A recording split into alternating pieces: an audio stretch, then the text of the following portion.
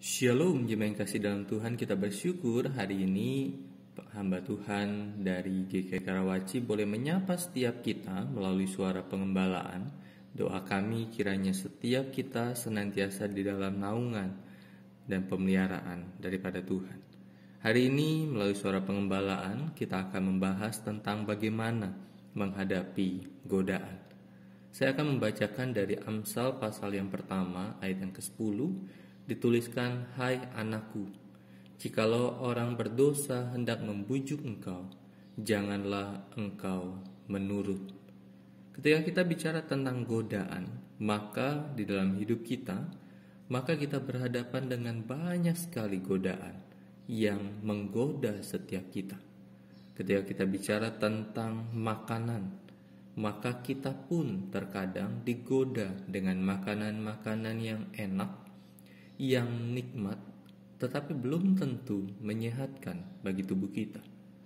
Kalau kita mempunyai sebuah penyakit dan kita digoda dengan makanan-makanan yang berlemak dan membuat kita tergoda untuk menikmatinya, tetapi godaan itu dan ketika kita makan makanan itu belum tentu menyehatkan tubuh kita.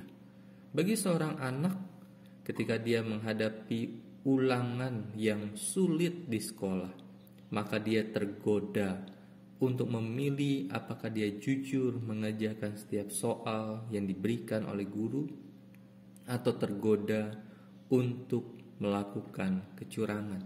Apalagi ketika bicara tentang situasi belajar secara online dengan segala banyak cara untuk bisa melakukan kecurangan itu. Ketika seseorang bekerja, ketika sebuah perusahaan, ketika bicara tentang laporan pajak, maka banyak sekali godaan untuk melaporkan pajak secara benar atau memanipulasi pajak. Sehingga ketika kita bicara tentang bagaimana menghadapi godaan, maka ketika kita bicara tentang Amsal 1 ayat yang ke-10, pengamsal berkata, "Hai anakku, jikalau orang berdosa," atau dalam terjemahan lain dikatakan, "Jikalau orang jahat membujuk akan dikau, janganlah engkau turut akan dia."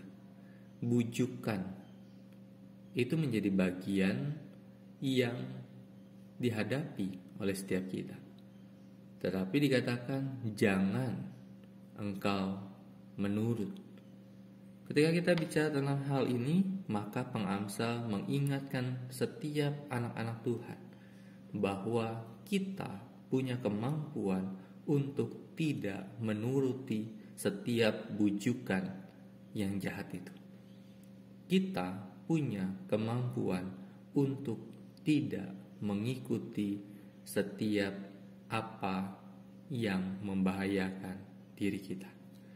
Ketika kita melihat akan hal ini, maka saya teringat akan dua kisah di dalam Alkitab. Yang pertama adalah kisah ketika Yusuf dibujuk oleh istri Potifar.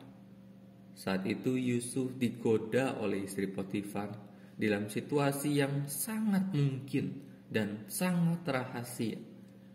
Tetapi Yusuf berkata, "Aku tidak akan melakukan itu." Dan Yusuf pergi. Kisah kedua adalah ketika Daud melihat Saul yang kelelahan di dalam sebuah gua. Dia bisa saja untuk membunuh Saul saat itu. Dan ketika dia bunuh Saul, maka hidupnya akan lebih baik. Tetapi apa yang dilakukan oleh Daud? Daud berkata, "Aku tidak akan pernah menyentuh orang yang diurapi Tuhan."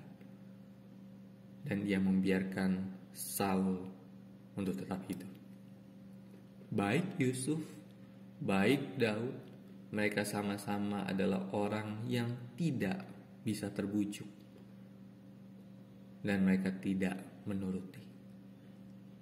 Jemaat kasih dalam Tuhan, bagaimana dengan kita? Bagaimana kita menghadapi godaan?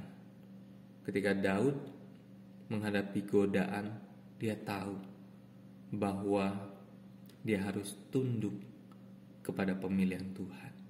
Dia harus tunduk kepada Allah sehingga dia tidak terbujuk terhadap cara instan membunuh Saul. Ketika Yusuf terbujuk atau dibujuk oleh istri Potifar, dia tahu dan dia bertindak, dia lari. Bagaimana kita menghadapi godaan? Maka kita harus tahu apa yang Tuhan kehendaki dan apa yang Tuhan tidak kehendaki. Bagaimana kita bisa tahu apa yang Tuhan kehendaki dan tidak kehendaki? Adalah ketika kita menyadari dan dekat dengan Tuhan. Hanya orang-orang yang dekat dengan Tuhan yang mengetahui apa yang Tuhan kehendaki dan tidak kehendaki. Yang kedua adalah bagaimana kita menghadapi godaan, yaitu ketika kita tahu batas kekuatan kita, batas kelemahan kita.